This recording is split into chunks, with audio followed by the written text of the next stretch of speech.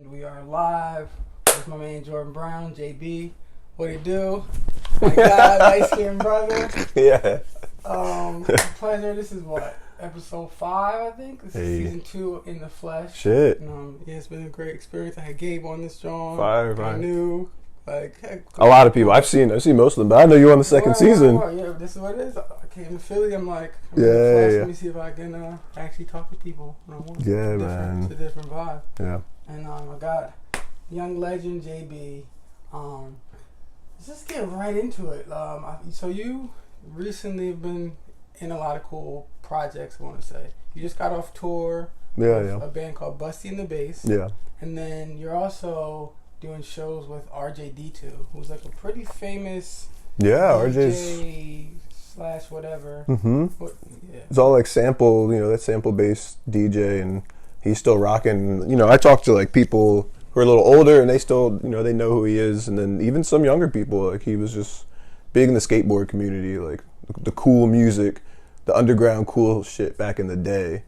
And yeah, he's still rocking. Right. So I'm doing a small tour with him, like 3 shows Wednesday. Oh, and today is Monday. Yes. This whole month has been like just taken from me, but in a good way. We gotta hear about this whole month for us. Yeah, the whole month. So first of all, RJD2, in my circles that I was in, he was like a famous producer. Yeah. So he's definitely out here making a decent income off his music. Oh yeah. And so where are you guys about to tour?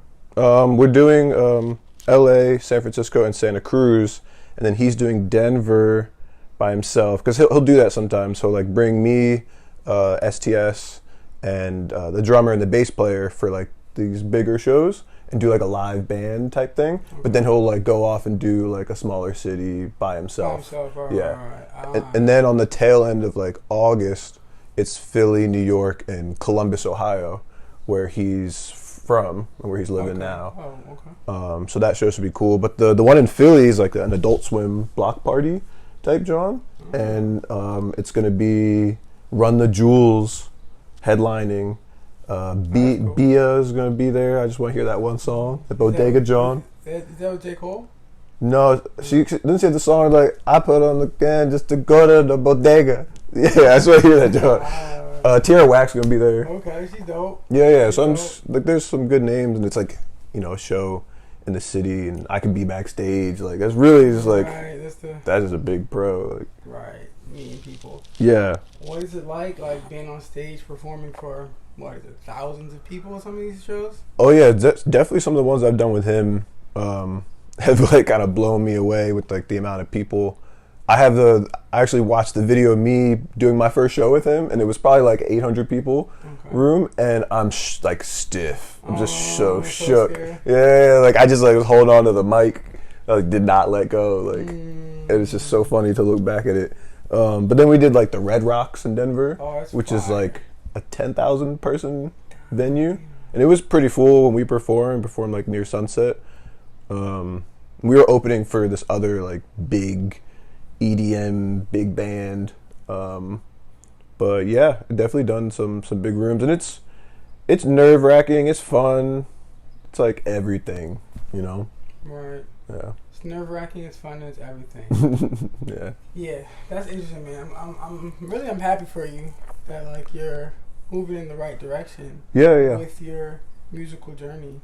Yeah, and then at the beginning of this month, I went on tour with the band Busty and the Bass, and they're based out of Montreal. They all went to like a college there, a music school called McGill. Yeah. Or I guess maybe it's not just a music school, but they have like a well-known music program, and they all went there, and then they like started this band, and their lead singer like stepped away. Oh, what? Yeah, so they asked me and this girl to kind of like sing those songs, like some of his songs, and kind of fill in, and it was just funny like being like a substitute lead singer, and like trying to step in and like sing his songs and like embody them even though they're not mine. But some of the people in the audience like afterwards would come up and be like, oh hey, yeah, like I saw you like 2 years ago, like thinking I was him and stuff. Was he light skin ball, curly hair? Kind of light skin, yeah, much longer hair. I don't know what his ethnicity is, but I guess I did a good enough job to trick some folks. Right. You know. Congratulations. That was a week in Montreal, and then like a week of shows. And yeah. And they're like a pretty sizable band, right? Yeah, it's like a 7-person band, and then we had STS, who I also work with RJD2. He was there, and this girl singer. So there was like 10 of us. There's so much gear. Yeah, okay, yeah. Tell me about that, because I used to manage a 3-person band. And Yeah. Wait, what was the band? Faded? Yeah. I had, the basses and all the drums. And the amps. That's what I meant. The amp, not the basses. The amps. Yeah. I guess we didn't have amps. But still, it was so many keyboards and keyboard stands, guitar, bass, drums. And then just like some electronic, like synthesizer type programming. There's just a lot of gear. So every time in the airport, it was just like me just standing around, like right. Just what? Yeah. There's a lot of like waiting, right? Yeah. I'm just like, damn, my voice is just like in here. It's like, can't you all play the harmonica or something? Like, get out of here. I want to play the harmonica now. That's a good. So like, your tour on tours with like musicians who are successful. That's pretty fucking cool. I think that's very rare, shall we say? Like I feel like when I talk to you, it almost seems like it's like a normal thing at this point. Yeah. They're like, they've definitely had good success. They have a song with Macy Gray. Oh. They have a song with George Clinton. Oh, word? Like he's just like on one of their songs. I think they just kind of have like an in, and they definitely get a good nod in Montreal and like the Jazz Fest. Like they're doing Montreal Jazz Fest. I feel like they do it every year or something. But I think when you have that many people in a band, it's also just like so many mouths to feed, and they just got to keep working, and hopefully everyone can stay together. I mean, they already lost their lead singer, right? And that kind of like can set a tone for other people to be like, oh yeah, I don't want to be in the band anymore either, like. Right. But they were solid, man. I was really like the way they get along. I was just like, wow, like they're really good, like conflict resolution, just keeping shit cool. Word. Yeah, there was like times where it like got testy. No, but even if something was even a little bit, they were just like so good at just keeping shit cool. I was like, oh yeah, y'all are good. Like y'all understand each other, That's a the vibe was great. I remember back in the day when I was doing jazz gigs, it was like the vibe, the money, and the music. Like an old head said this. Like there's the vibe, the money, and the music. And if you have 2 of the 3, you do the gig. Like no matter what. Right. But like all 3 were there when I was working with them. And I was like, this is great. Okay, Busty in the bass. Yeah. This is good dudes. I hope there's like some more things in the works. Down the line. Cool. Cool, man. That's all very exciting. Yeah. And somewhat nostalgic, just like thinking about like being in the music scene and trying to make the right moves and get the people. Everyone's doing this and like it's a lot going on.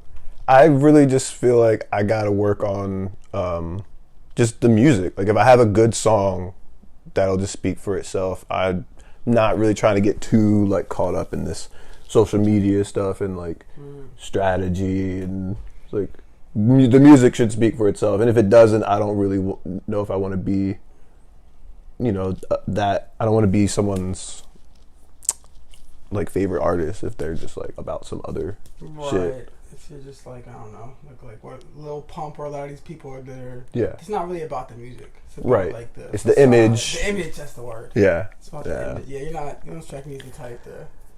If you like me, you like me. Like I'm trying to be myself. And I used to talk to Betts about this all the time. It's like, can I be myself? Yeah, I mean, it's tough though. You know what I mean? I just remember from my experiences, a lot of people who like do learn how to like brand and like do marketing tricks are the people that become successful. Like unfortunately, like they just know how to like get people looking at them, even if it's for the worst reasons or right fraudulent. Or yeah. It's. I suppose there is like some. I'm not saying you should do that. But I like just to kind of tweak, to tweak what I do, to just like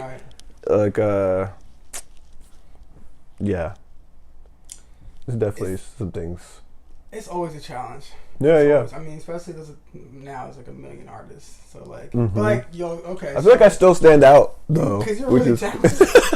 Like, straight up, you're a really good singer. Let's talk about that. How I feel like you've been singing your whole life. Like you've always just been the ball that sings. Like, yeah. What, pop out the womb singing? Like, what's your relationship with that? I'm trying to remember like my earliest understanding of singing, and you know, I have 6 older sisters. My mom like played a lot of music in the house, and yeah, I don't know. I guess I wish I could ask them.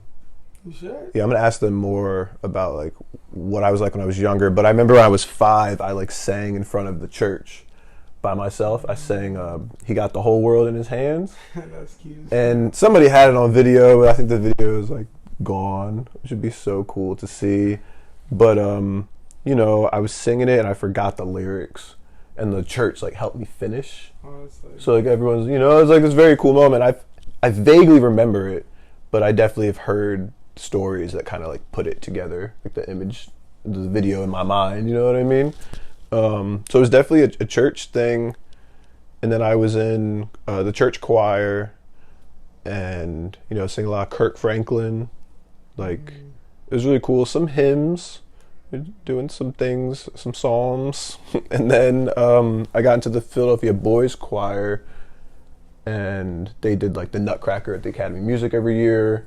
They would sing like at the base, you know, at the Phillies games, and they would go to like Cuba and China. They were like an ambassador choir, but I never got to go because that shit was like extra money, and I think I was on scholarship or something, and I never got to go. I was like, where y'all going? Like, you know, talking to other kids. Right. They're like, where were y'all last month? They're like, oh, we were in Japan. I'm like, what? It's like, y'all not even that good. Oh, no. Damn, yes. But no, I remember, you know, being in that choir, and during my audition, the conductor was like, you know, Jordan has a 5-octave range.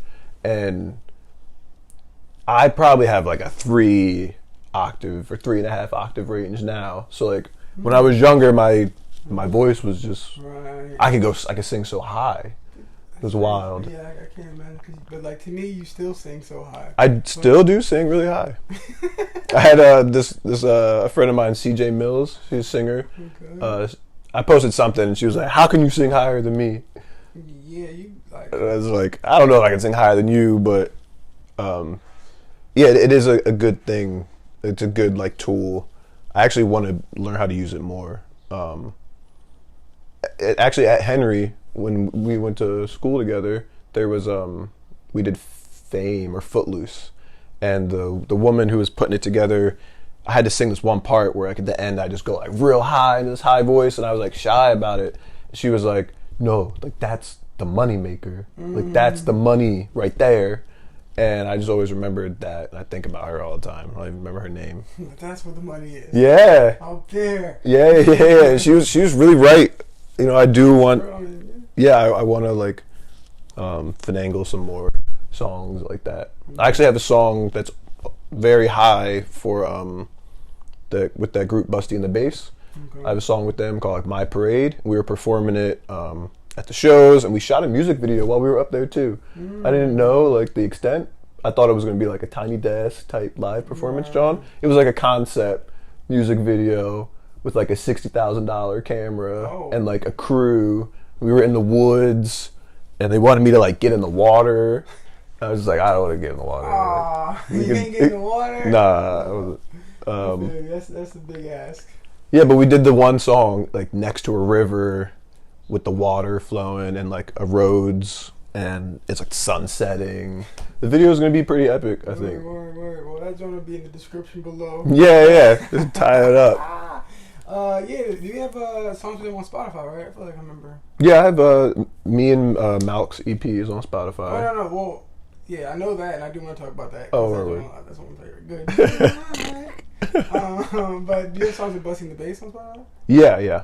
So their recent EP is me, STS, and I think I'm on like 2 songs. It's like a 7-song EP, but I'm like featured on 2 of the songs. Cool. Well, Yeah. go check them out. Busty and the Bass. Yeah, the Carnival EP Yeah, but it's spelled weird, right? with a K. Yeah. Weirdos. The French. The French, right? Them French Canadians, hey. They're so cool, man. And I had a really good time in Montreal. I was just like, I was in a small part of, like, I was only in one section of the city. I moved around a little bit, and I was only there for like a week, but it just seemed like people were nice, and like there was a lot of mixed race. I saw an Indian bull with a black girl.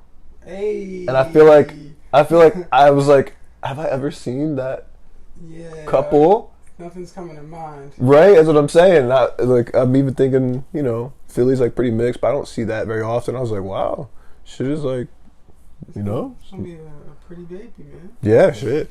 So I had a thought when you were like talking before. Weren't you in like what's that movie, like American High School? Oh, High School Musical. Were you in that? No, they did like a partnership with my school, with Kappa. Okay. And it's a performing arts school, and the dancers always have to do the Thanksgiving Day parade in Philly, and then the Cherry Blossom Parade in DC, and like I think sometimes the New York Macy's Day, John. So High School Musical had like wanted our school to like to dance at that thing, and they were looking for a girl and a guy, and just to sing and kind of be like to perform those songs. So they picked me. They ended up picking me and this other girl, and we had to go and like record what we were singing, which was like, the song was like, "What time is it? Party time." Hey! Yeah, like it was like summer break. It's like a summer break song. Okay. Yeah, and it was super cheesy, and like I'm not the best dancer, and I had to like learn these like real theater dance moves. Yeah. Oh yeah, I had it on DVR, and my niece deleted it so she could record like Montana or some shit, like Hannah Montana. Yeah, so I did the Philly one and the DC one, and then they were like, "Oh, maybe you should like come out to audition in Cali for like a High School Musical, like straight to DVD type thing." Okay. And I had a girlfriend at the time, and I was like smoking weed, and it just turned me off. The whole situation turned me off. I remember one time I had like a little bit of like stubble. Okay. And they were like, "Get him to makeup." Oh no. And they like shaved me. I had all these people on my face, and they put like some eye stuff on me, and I was just like, "Oh, this is weird." Yeah, you wasn't fucking with like the Hollywood fake high school vibe. Yeah, the music was bad, the money was bad, and the vibe was bad. Excellent. Alright, well, yeah, fuck you, High School Musical. That was good. Yeah. Fuck y'all. Alright, we jumping around, but when did like music started being like more a part of your life before like when you were like singing every day, or like I wanted to do music. This is what I want to do. I don't remember when. I went to a performing arts high school, so we had like 3 music classes per day, and then like 5 academic classes. Okay. And being there, it was like, when I was going there, I imagined that I would, have all this exposure to music and to the music industry, but the school was just like all classically. It was just like theory, and to this day, like I went back a couple years ago and was just like talking to the younger students there, and I was just like expose yourself to the music business. Like the school needs to have a music business class at least. Like they could incorporate it into the math program or something. Like there needs to be some kind of exposure, because we were just like being taught to be teachers, not taught to be like artists. Yeah, and it just wasn't what I thought it was going to be. I still learned a lot, but I learned by like osmosis, like by proximity. Like just like never had a real one-on-one like vocal lesson to like know how to sing. It's just like we talk about it, we listen to like the the seniors, like the older students sing. And Jasmine Sullivan was a senior when I was a freshman. Oh, word? So it was like being in the same room with her and like just watching her sing, just like wow, okay. Was she like already a star back then, kind of like? She was definitely like locally Right. famous, and like we'd have like there was a talent show or something one time, and she just I was like, who is this girl? She's next level. Like, and she's always been, yeah. So I wish the school had more business things, but I think after, I didn't know what I was really doing. Our neighborhood local friend Noah from Chitty Bang. Right, Chitty Bang. Safoon, pretty much amazing. Yeah, I got on a song for one of their EPs with Chitty Bang. Right. And he paid me for the song. I just like sang a little chorus. So that was cool. But just nothing ever. I just didn't really know what to do, and I still don't really know how to make this shit work. But I guess I've always been hungry for it, and just imagined that I could do something. Right. Yeah. I'm trying like maybe back at Henry. Like yeah, just naturally, kind of like it's just always been around. You've just always been a good singer. Right. It's like I'm good at this, so like what can I do with it, and how do I do that? So it's definitely been just like a constant, it's a long game. It's sometimes I think about like music and certain genres, and like a lot of the times the people who end up making it or just having like any kind of success or like some success, it's just from them being there. Sticking with it. Yeah. Like being super dedicated. Yeah. Yeah. So I think that's like a big part. So just been sticking with it. Grinding, definitely doing the grind. And you mentioned the tape with Malcolm that you made. Oh yeah. Was that your first tape? That was your first tape, right? Yeah, it was my first EP, the first project that I wrote. When was that? 2016. 16. Something like that. That makes sense. Yeah, it was a while ago. And I had never, put something out. At that point, I had been working with RJ. RJD2. For that long? Yeah, I think I've been working with RJ since like 2014. What?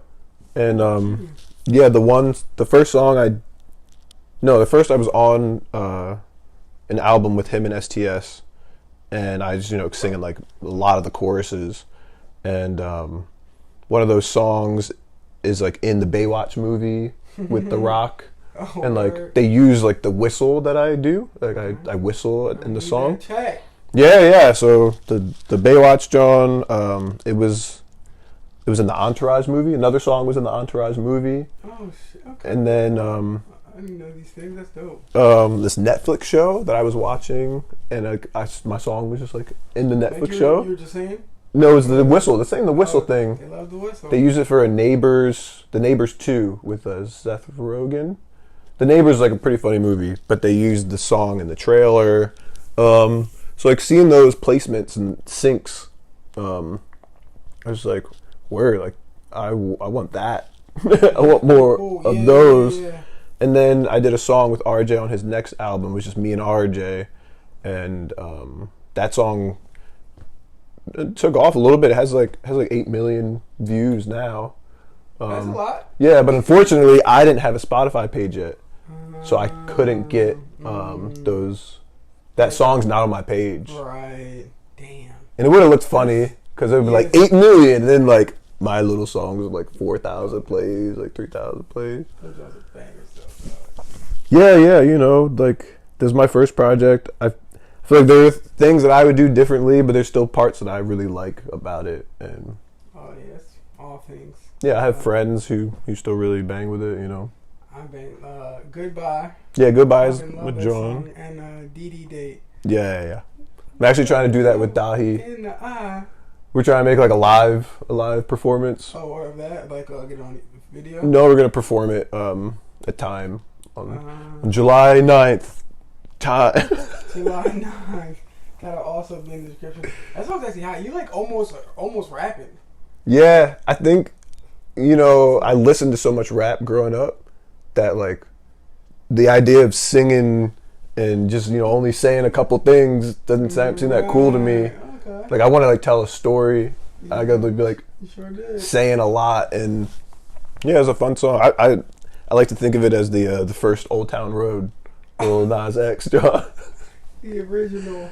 The trap blues. Me and Malcolm were like, yeah, why don't we do like a trap blues album? Really? That was the idea behind it. Interesting. I didn't know that. Yeah. I thought you probably came to Malcolm with that. Maybe I'm wrong. Yeah, I came. Yeah. That's cool. It's like trap blues, and the project's cool. You know, it does you know go together. I think vocally and like I didn't really understand mixing and mastering and like how tight I should have had my vocals.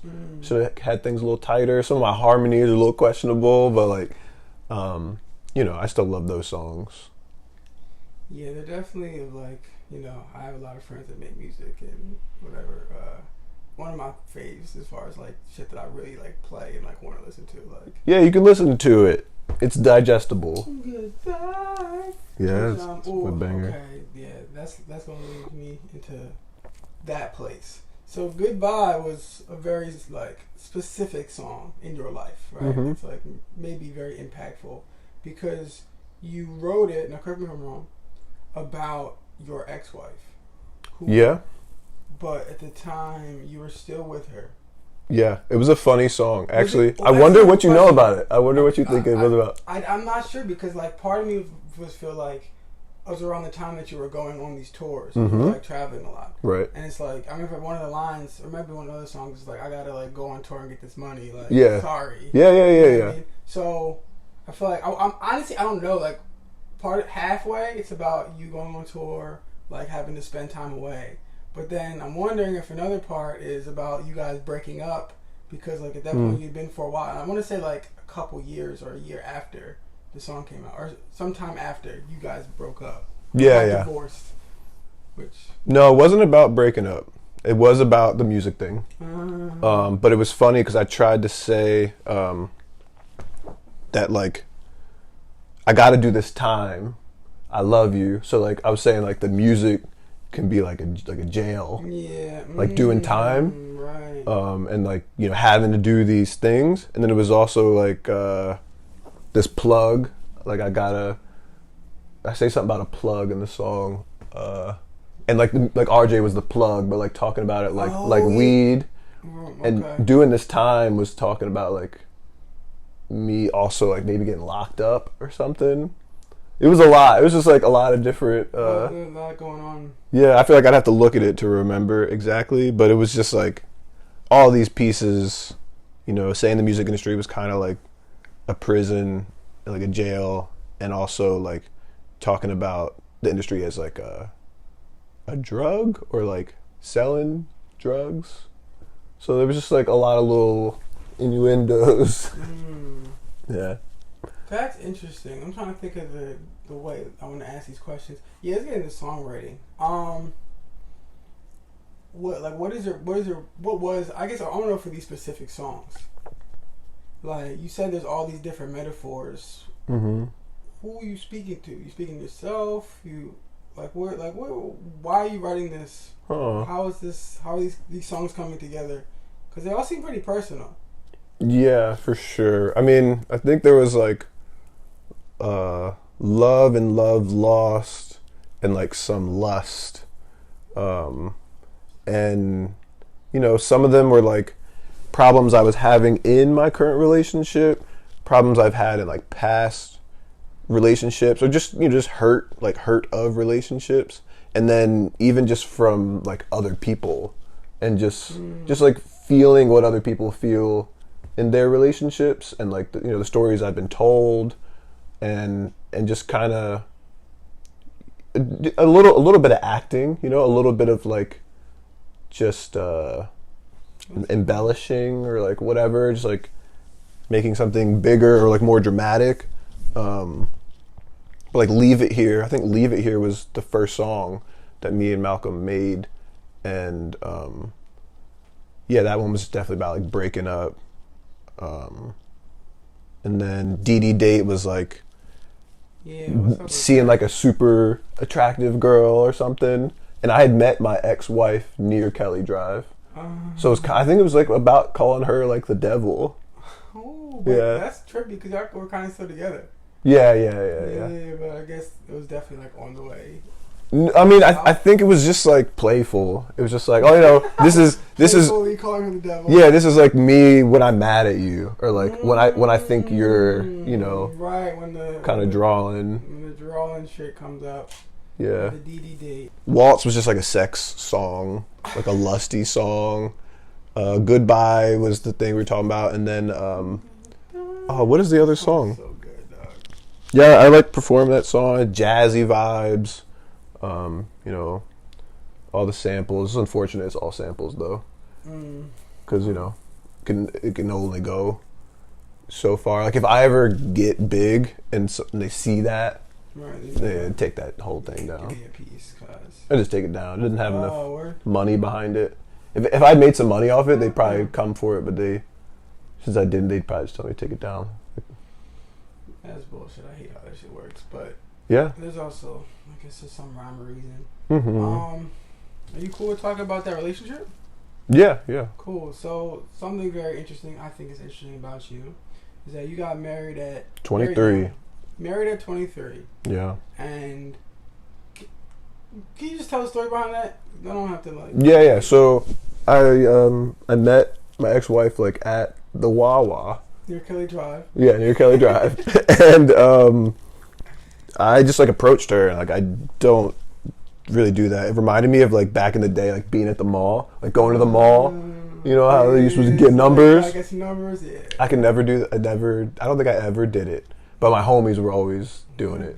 You're beautiful. I just, you It's know, more than that. It's more than that. I couldn't do It it. takes more than that. Yeah. So I walked up to her, and it was like July 4th, and I don't know. I said something funny. I actually don't remember what I said, and I've been wanting to remember, and I want to ask her because I bet she remembers. But it was something weird. It was like an icebreaker, and then it like worked, and we talked, and we ended up hanging out that night. Okay. And Right to it. yeah, and then she was an au pair from Colombia, and What's an au pair? au pair is like a nanny. Okay. Yeah. So From Colombia. yeah, it's actually this crazy program where they don't really pay them that well, but they stay. They get to come here and they stay with the family that they're working with, and they make a pissant amount of money. And after 2 years, after the first year, you know, we were to just get together like for that whole year, and then she could have gone home, but she decided to extend one more year. Like she had an option to like go home or extend a year. Okay. So she kind of like stayed for me in a way. Right. And then after that 2 years, it was either we get married or she has to go home. Right. So I was just like, you know, the ball was kind of like in my court at that point. Like I had to make that decision, you know.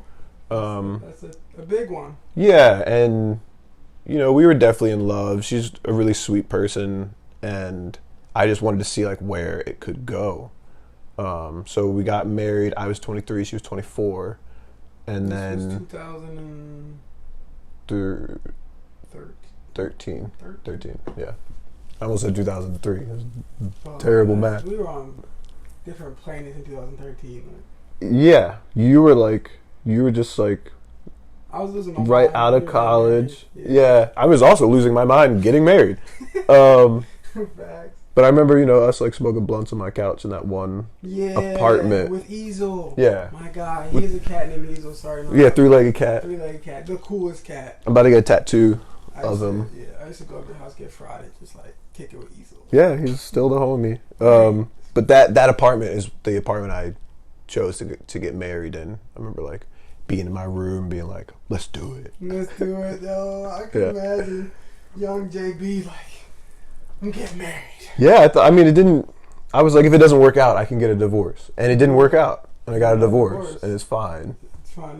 That's you know, glad to hear you say that. Yeah, we like grew apart. I think we were both so young, and especially for me, like trying to do this music thing and just finding my way. And it's funny, Andre and Frank Ocean have, I think it's Pink Matter, and Andre's like, I didn't want to get her involved. She's better with a feather with a regular job. And I used to tell her that all the time. Like, you're better off with a fella with a regular job. Because she would just be beefing with me, and it's just like, you know, you're either gonna accept me or you're not. I think in Leave It Here, in my song, I'm like, if you don't love me, leave me. Yeah. If you don't love me, then you don't love me. If you don't love me, then leave me. Bro, I swear those songs you was like talking to her like a lot of them, yeah. Did she realize this? Like, yeah, I think she did. That's and you know, place to be too. I think she saw like some of the beauty in it, like the vulnerability and maybe, you know, that was okay for her to see. It was never anything crazy like, oh, fuck you. It was all like, all very subtle and just like honest, honest emotions. Honest. Yeah. Okay, what was getting a divorce like, dog? Oh, it was quick and easy. Quick and easy? Yeah, either of us had anything to like take from one another, you know? It's a poor person's divorce, like, it's fine. No kids. You know, we had like some trouble, but a big thing was kids. Like, she really wanted to have kids. And I think I did too. It's just the idea of having kids and doing the type of life that I'm trying to pursue, and just like, I have 6 older sisters. I've seen like young people who aren't ready having kids, and like, it's just a lot. Right. And I was just like, you know, why would I, you know, subject myself to that? And we're already having like relationship trouble. Bring a kid into the mix. People do, and it's the worst. Like, having relationship issues, it's like, all right, let's have a kid. It'll make everything better. Yeah. It's like, what? Yeah, I think we made the right decision to not have a kid. I think so too. Yeah. I don't know where I would be right now. I would be a fellow with a regular job. A fellow with a regular job. Yeah, man. Which ain't the worst thing, but... It's not. It's just, I don't think I would be as happy as I am now. Not for you. Yeah. Not for me. Yeah. Trying to figure it out. Just make the shit work for me. Not the other way around. Which, that's how it was designed. It was designed that you work for them. Yeah. But us light-skinned niggas gotta flip it. Yeah. Especially us, not. That's a stupid joke. I don't know why. I feel like I only like say light-skinned jokes with you. Like, I have other light-skinned friends. Oh yeah, okay. Why is that? It's just you. I don't know. Like, I think like the beard, curly hair. Like, we always just like, I don't know. Do we look too much alike? Like, I feel like Malcolm and O look real similar, but I think we look more similar than you look to them. You know what I mean? No. You don't look like them. I don't look like them. We look more similar. Exactly. Yeah. You should meet my other homie, Alex. We look real similar, and I look. Another one? Yeah. I want to take like a photo of like all the mixed people I know, like black and white mix. Right. Maybe we can add a little Middle East. Yeah, a little like Latin. You know, they're like brown. You know, some brown mix, but mostly just like the African American and like white experience is just the one that I feel like is one of the hardest ones. It's like the hottest topic. It's just I've been like talking to my therapist about it. Like, it's a unique experience. Yeah, it's a unique experience. All right, fuck it. Let's talk about that. Yeah, shit. Because I didn't even think about that. But what's it like for you being your mom is white? Oh, I was white. Dad's black. Dad's black, and you also have a massive family. Yeah, Talk about all that shit. 6 older sisters, like 27, 20. I'm not even sure how many. 27 like nieces and nephews. And then I don't really have a lot of cousins. I think I literally have 2 cousins. But yeah, my immediate family is just super large. And, you know, my mom had a daycare in Mount Airy. What? When I was little. Okay. And that's how, like, my mom just knew so many people in the neighborhood. And my sisters were like, some of them were like working at the daycare. And I was little, I think, you know, I was going there. And they were the Brown sisters, like our last name. Okay. Yeah. I was like, you're like, whoa. Hold up. Yeah. No, Mount Airy was probably like pretty sweet back then. Yeah. Not a lot of racism. But you know, they were kind of just like, yeah, just the mixed family, the mixed sisters, and I feel like there's always a tension there. Like you're either getting attention from like white people being like, oh wow, you're like kind of like us, but like not quite. But you're so beautiful, or like whatever. White people can be real creepy about that shit sometimes. And then black people are just like, oh yeah, you're like kind of like us, but like there's sometimes some animosity there. Right. There's sometimes like, oh, you think you're better than us. The whole hair conversation gets wild, especially with women. That's the nigga with the good hair. Yeah, and it started doing with guys too, the whole hair thing. But yeah, you know, being this mixed family, and then I went to like a predominantly black middle school from kindergarten to 8th grade, and like most people didn't stay there. Right. Everyone leaves like the 5th grade or something. Yeah. But I was just there and like definitely got a lot of. I was cool with people because I think because I made music, they thought that was cool. I was just like smart. I was helping people with their homework and like yeah, I was just like a nice guy. I didn't get bullied. I definitely saw like people get bullied pretty bad, like specifically a lot of the white kids. But yeah, but the race thing is just wild. You know, I'm too black for white kids and I'm too white for black kids. Yeah. And you know, there was just I really rode the middle. I mean, I feel like I was more raised by black people. I feel like black people are just more accepting of a mixed person than white people are. I agree with that. And I just, you know, was in that culture. But it's still, for me, there was still a lot of just like, you know, an Asian person can walk into a room full of Asian people and be like, oh, like, I'm around people who look just like me. White people can be around a room full of white people. I've never been in a room full of mixed people who, like, share a similar experience, you know, growth and just similar, like... We gotta start a club, dog. That's what I'm saying. We got, like, me, you, Malk, Sid... Yeah, who else? Is Ganu mixed? Ganu. Not as the same, but enough. Yeah, enough. I'm sure she got that same, like... quarter Senegalese, and quarter French, and some other... And then race in this country is also just super different than from anywhere else. So I wonder if mixed people in other countries have that, like... that divide the way that we do here. Definitely, the only... place I've experienced mixed people is Thailand, and it's way different, obviously. But it's really interesting in Thailand because Thailand was the first Asian country to open up to like other countries.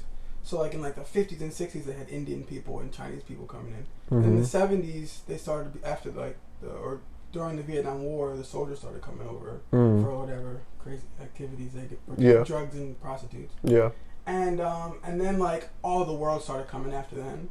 So like I met a lot of people who were like half Thai and like half Swiss, half Thai Japanese, and like a lot of beautiful women. Yeah. Those are crazy mixes. Like there's half Thai, half Qatari girl.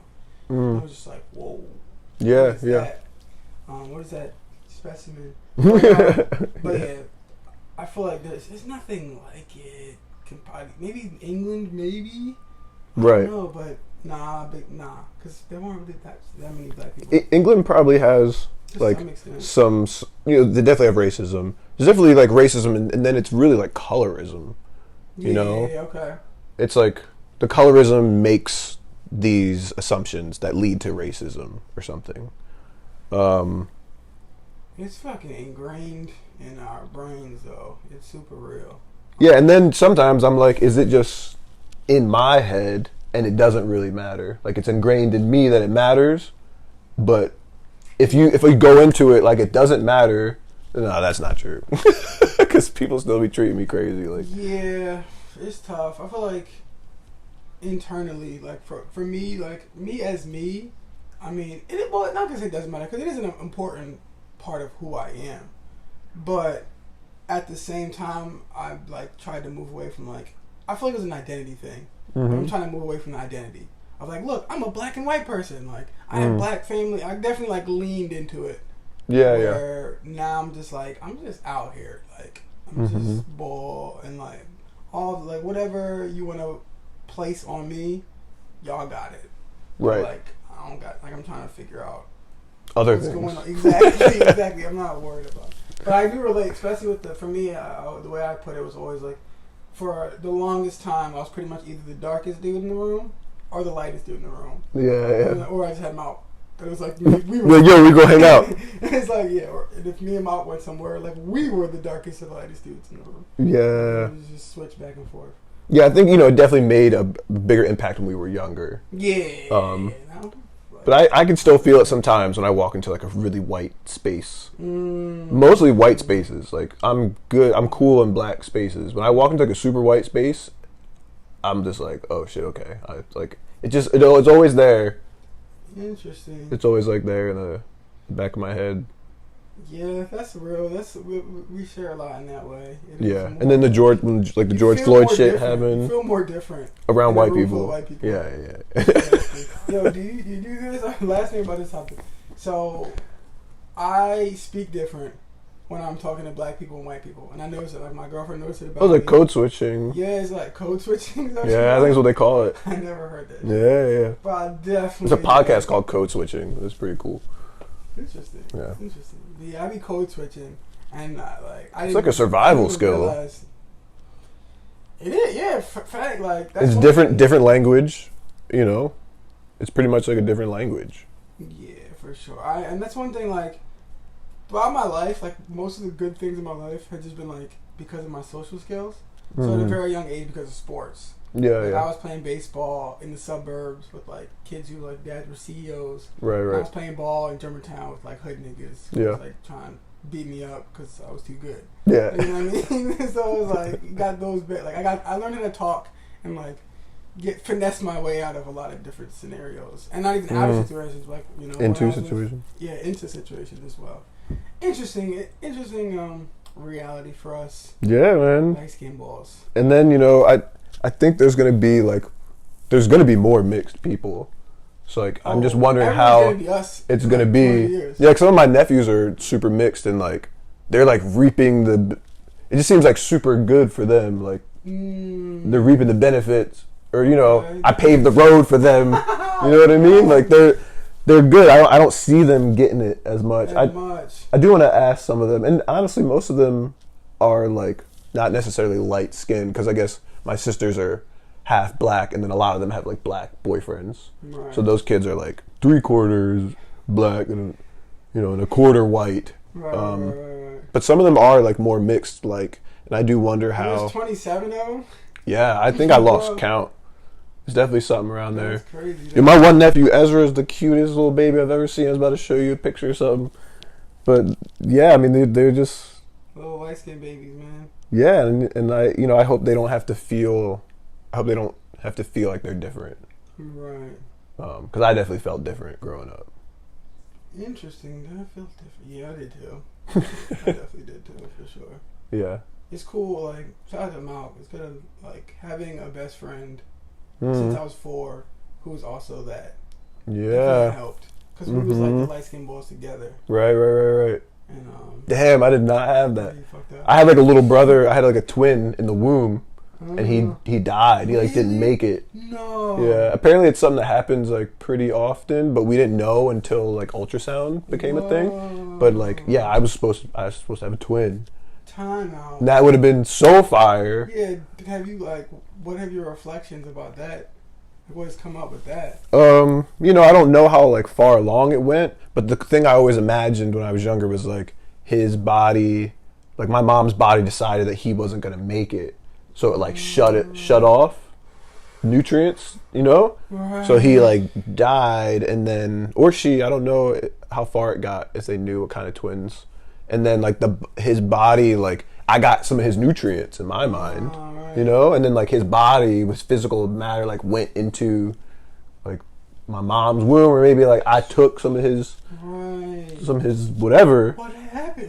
What happened in there? Yeah. That's why I can sing high. Oh, no, I'm just kidding. Right. I can sing high, I can sing low. You got a little bit more of his range. Yeah. Oh my God, that's trippy, bro. And there's like some Gemini in my chart. I have like two, like double Gemini, like 2 Gemini traits in my chart. You got some of their personality. Yeah, so I always wonder. Just like a soul. Or, like, yeah, exactly. Like, all right, we're gonna go back to the soul realm, but like take the swag we had. Yeah, man. But yeah, it would have been nice. And then I think I watched like Parent Trap when I was a kid, and I was like, "Fuck, this would have been so cool." Yeah. Oh fuck, they're twins. I mean, I always I didn't have any siblings for the majority of the time. I found out I had like a little sister when I was 13 or 14. Oh, okay. But even so, like, she moved to Virginia like 2 or 3 years after I knew she was my sister. But I just, growing up, I just always like wanted a brother so bad. Like, yeah, that's funny. Me being on the flip side, being like, there's too many motherfuckers in this family. All these chicks. Yeah. It was you and 6 girls, right? Yep. For okay. What was that like growing up? Like, you were just the only bull, and the young bull. Yeah. The youngest, right? Yeah, the youngest. My sisters were really sweet to me. Like, you know, I know they were sweet to me through like photos, and like, you know, they named me after. They named you. Yeah, they like helped name me, cute. but like Jordan Knight from New Kids on the Block. It was like a boy band back in the day, and they were like, oh yeah, name him Jordan. And my mom, all of us have biblical names, so Jordan was also a biblical name, but she wanted to name me like Rafiq or something. But like, you think about names like changing a person, like I wonder what I would have been like if my name was Rafiq.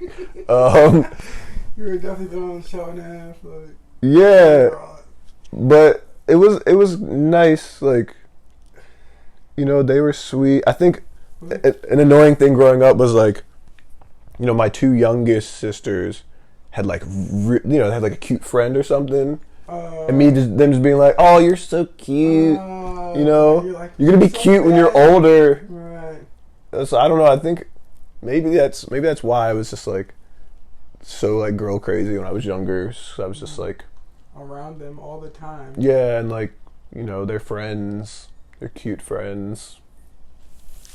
Even just being a young bull, knowing. Right, knowing what was coming next. Yeah.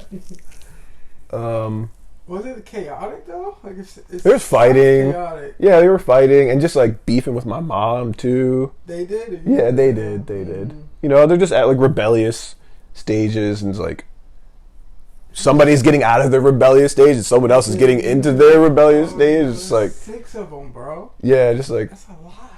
And then some of them started having kids like really early, and how old's your oldest niece or nephew? She's actually doing a lot of like music journalism right now. What is she, like 25? Yeah, right. She's like 24. That's crazy. She's living in Atlanta. So you were uncle when you were 7. Yeah, she was my first niece. Alana's my first niece, and yeah, you know, there was always kids around.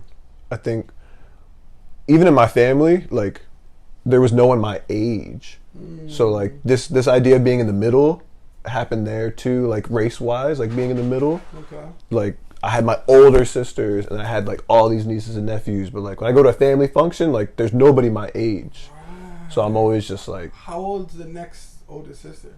Rachel is almost 40. That's the oldest. Oh no, the oldest is almost 50. Damn. My oldest sister is like 47, 48. Makes sense. So my mom had her first kid when she was 15. Wow. Yeah. My mom got married at 15. What? And like left her home, left her family, and like got married. Where? Here? In West Philly to like some bull who's a little bit older, like radical Muslim bull. My mom used to be garbed up like Muslim. Really? Yeah. That's so interesting. Yeah. And then she had 4 kids with him. And then me and my sister, my 2 full sisters with my dad, and then my little brother with my stepdad. Yeah, whole little brother. My little brother is 17. He's 17? Yeah. Bro, that's yo. One thing that came to my mind is like, so I feel like I've known you since I don't fucking know. Yeah, we probably started hanging out more when we were like in high school or whatever, or right after. Yeah, I think. But we've known each other our whole lives. Yeah, I remember you in like Mount Airy as like the other light skinned boy. Yeah. Who was just kind of around. A year older, and it was like such a big deal. You like didn't hang out with people who were like older, a year older or younger. Yeah. But it's crazy. I guess what I'm saying is crazy because I feel like I've known you for so long, but I never met any of the fam. Oh. And like the whole time you just had, because we just be like out and about doing our things, you know what I mean? Like. Yeah, because nobody's my age in my family too, right. So you would never really see me hanging out with anybody unless you know you came to a family gathering though. You would see everybody. Right. Yeah. But it's kind of thing like. every now and again I'm like, right, JB has a crazy big family. He was super chill about it. Just like, yeah, I was actually talking to somebody who has like a smaller family about how like all the different personalities in my family and all the like the information, and like my sisters were kind of rebellious, and like my mom was pretty rebellious and just like challenging the norm, like the right. She's like, yeah. So like having sisters and having older siblings challenging things, like, and being around that, I feel like it made me like aware of the world more. The possibilities. Yeah, and just like different perspectives and all that, and just yeah. Cool. Like that's cool. Yeah, big family things. We had a much different experience in that regard. Yeah, home was chaos. Just me and my mom. It sounds so nice. Yeah, if anything, like we had like 7 cats. Oh wow, okay. So, but a lot children, sisters, like. Yeah, man. I always wondered, it was like one brother, and then I had an adopted brother. My mom like adopted this kid from the church that we were going to, because his family was like kind of like in disarray, and then I feel like it was maybe even some like citizenship type thing, like he was gonna have to go back. So my mom adopted him, but then he like went right to college. My mom like helped him get into college. He went to Ursinus, and like he was a big brother, but he wasn't around that much. And then he just kind of graduated and went and did his own thing. Yeah, and we're still close. It's just he comes to like family gatherings and things, but there was still a huge age gap. Huge age gaps. Yeah, I think he's like, how old is he? He must be like 42 or something. Right, that's wild. And your brother, you not have a little brother, he's 17. 17. He must feel that too. Like, he's kind of like like an only child, or no, the gap. The gap. I mean, he's 17. But he has all these nieces and nephews that are his age, bro. He's got a whole crew. This is super nice. I'm pretty jealous. Yeah, that's crazy. When that, like, your little brother, I have a picture in my head from like such a cute little kid. Yeah, I don't know him as a grown. I only know him. He's like smoking weed now. He's big too. What, bro? He's just like working out all the time, watching anime, playing video games. Getting too much attention from the ladies. I don't know. He has a little girlfriend. Oh, he's not like he's not like I was. I always like had a girlfriend. Right. Girlfriend was like around. Like I was always serious. But then if I wasn't in a relationship, I was just big flirt, social butterfly, Right. Yeah, social butterfly for sure. Yeah. I liked it. Yeah, I liked the social. Network for sure. Like you knew a lot of people. I felt like. Yeah, I like making friends, and I still feel like to this day I still have like a lot of acquaintances. Right. I know a lot of people, but I don't really have that many like close. It's hard to keep up with people. It takes effort. It's a lot. No, that's one thing. Like me living in Ecuador, it's like really giving me time to like reflect on like all of my relationships and to like pick, like which ones you can, because you gotta like foster. Yeah, it's like which ones are nurture. I think it's the word. that really like want to be in my life, right? Even though I don't live in Philly.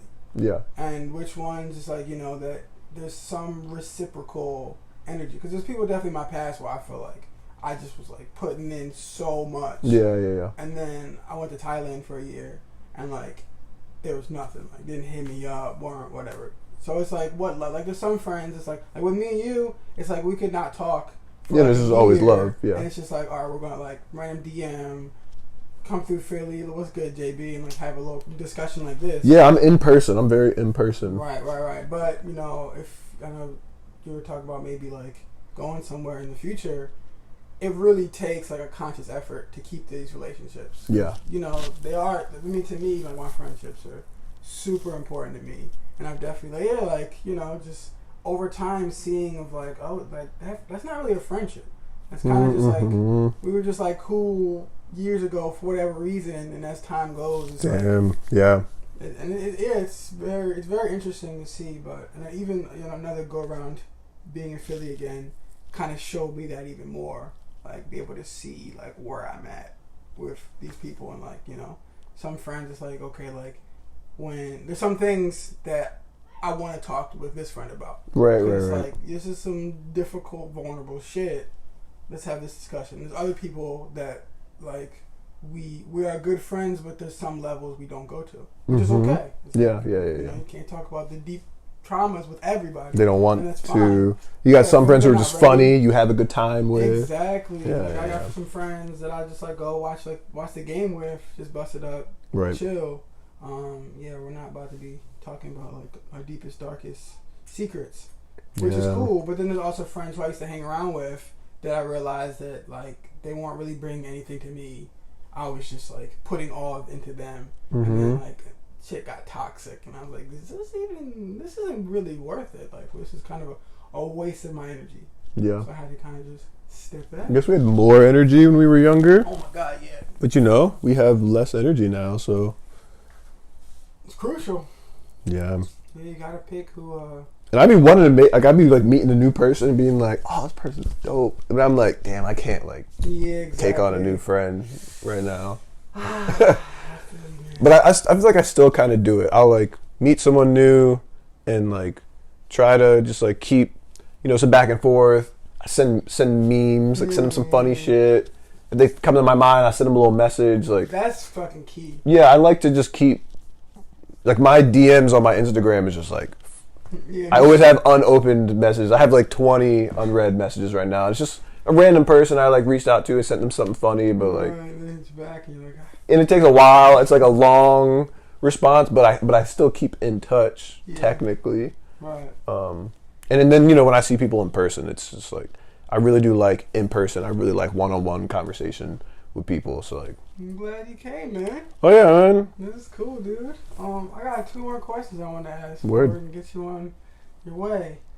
First question is, so you're in a relatively new relationship with a woman named Lon. Yeah. When I met, dope as hell. Oh yeah, we were at Dai's party that one night. That was a good ass time. That was, but I remember like she's a cool human being. Yeah, for sure. And she is like deep into farming lifestyle. Yeah. Herbalist, maybe. Herbalist, and also just like a political, social justice. Oh yeah, just like a little warrior woman. Warrior drawn. Oh my God. Hell yeah. Yeah. Yeah, she's super cool. From the one time I talked to her. Yeah. Yeah, but tell me about like what's that relationship like, and like her influence on you. Yeah. Get into the farm life. Yeah. So when we first met, I knew that she was doing the work that she was doing, and I told her that I had volunteered at Urban Creators, Life Do Grow. Okay. Like Sonia's farm. Oh, cool. I was like, oh, I know Sonia. And then she was like, oh, I know Sonia. So Sonia actually vouched for me. Shout out to Sonia. Which was nice. I feel like it might not have gone any further. And then, yeah, shout out to Sonia. Sonia. But I went to, I think we had a couple dates, and then I like went to her farm in Camden and was just like volunteering and. I love it. Yeah, and then. I think I always wanted to do more outdoor things and just farming. I mean, I think weed was just like super interesting to me. I always wanted to grow weed, growing food, and just being in Mount Airy, like you're around plants, you're exposed to plants like pretty early, and like science. I always loved science class. So yeah, just being around the food and like getting. She was like. Kind of like not a celebrity, but I was just like, wow, you're like doing all this shit, like this is super cool. And I did find out that she kind of is like well known in that world in Philly. Like true, she's at the podcast. Yeah, she has like a little podcast. Yeah, she's on the episode. That was dope. She works her ass off. She's super smart, and she she like allowed me to do these things that I always wanted to do, and then we could do them together also. And I was just like, oh, this is amazing. So I started like volunteering at the farm a lot, and then also just like going on like camping trips. We started just like going on these adventures. So dope. Yeah, and I think she always wanted to, but didn't have someone to go with, and she definitely has.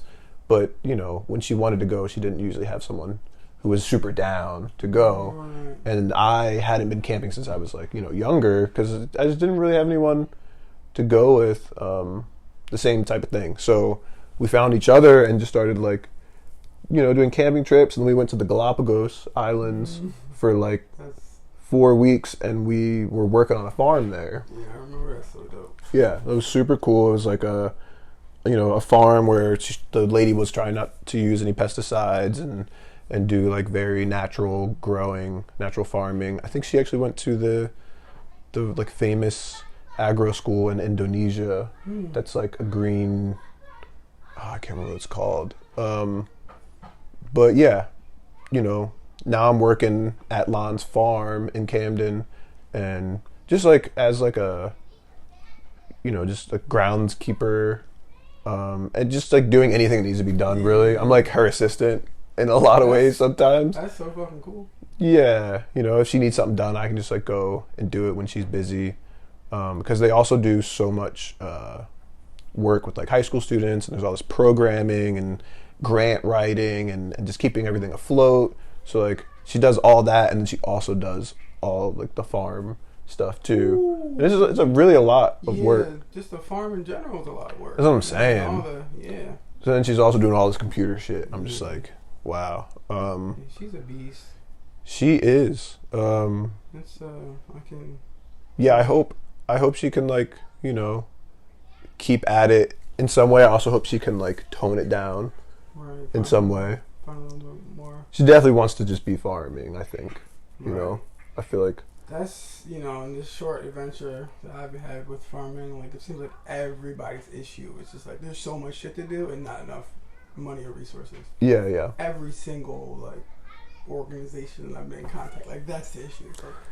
And like it's hard to get people who are like, yeah, I want to go farm in Philly or anywhere really. Like I think it's even in Ecuador. I think it's also so hard to be a profitable farm. Oh my God, bro. So, it's getting harder and harder too. Yeah. And the fact that they have this programming with the kids makes a lot of sense, because you're teaching the kids how to farm and you get grants, and like you don't necessarily have to use you don't have to sell all your produce to stay afloat. Right. We sell our stuff, but it's like we do like CSA things, like sliding scale things. Right. But it's but it's really restorative to teach the kids, and we also have elders from the community who have beds in the garden, and they come. So they're there. They have their own beds. They teach us little things every once in a while. We learn about how they cook this, how they cook that. Right. It's a bunch of Vietnamese elders, and just keeping the farm afloat. It's a lot. There's always a lot of work. But I think, just the restorative aspect of like therapy through like teaching people how to grow food and be on land. It kind of happens. It kind of happens. Okay. Yeah. It is therapy, man. Yeah. Like just I'm thinking about right now, getting my hands in the dirt. Something really special about it. Just putting the seed in the ground. Yeah, when we were on tour, when I was on tour with Busty and the Bass, the last day we like stayed at one of the band members' family's home, like in the suburbs of New York. Okay. And they had like this big house with like a little garden. All 10 of y'all? Yeah. Oh, the house was big. It was like a big like Chestnut Hill type joint. You know what I mean? I got you. And they had a little garden, and like his aunt and uncle were there. And they said they were like, oh, we have this pile of wood chips, and we have it here, and we need to bring it all the way down there. And I was like, oh, I'll take a couple. Yeah, exactly. Like, and I was like down there, and like everybody was like, yo, Jordan, come chill. And I was like, yo, hold on, I'm almost done. Like, I need these wood chips. I'm helping them clear this bed. I was like just digging things up. They had like good soil. I'm like, look at what they have. So yeah, I felt good to like. That's so good. Yeah, get my hand back in the dirt. Get the hand in the dirt. I'm getting giddy thinking about it. And last but not least, man, you I feel like you're gearing up after you kind of get some space after these next couple shows in Cali with RJD2. Yeah. To really like pour into yourself musically. I know I was even talking to Dahi, or I was talking to you, that you guys want to like team up and kind of create. So what's next for Jordan Brown musically? Yeah, man, I've been waiting to work with Dahi for a while. He was just like working a lot. He had like his girl, and he was writing a book. And I was like, Dahi, like let's make music. Like, come on. So you know he's like back in the mix, which is like amazing. He's a teacher, so summer off. Yeah. He's very excited about that. Yeah, we've been talking, and there's definitely some things in the works. And his birthday's in July. My birthday's in July. We're just like, I'm doing the show for his birthday on July 9th at Time.